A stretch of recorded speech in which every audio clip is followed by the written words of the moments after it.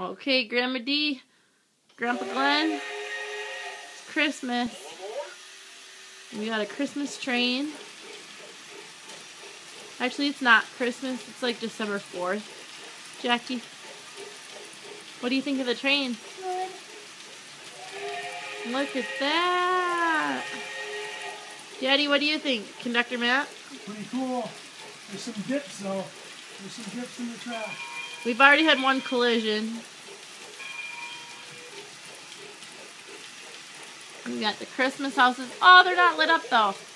We gotta plug them back in. Oh. I think I did it wrong. Oh, another collision. No, there's no collision. I'm gonna plug in your lights. We're gonna keep on filming. Oh, there they are. There's the house, all lit up, all beautiful. We got the one kind of village over there on the left, and the other type over there on the right. I'll show you the up close. I haven't added in the fake snow yet. We got my skating rink. My skater. We got all of these houses, and over there we got all those houses.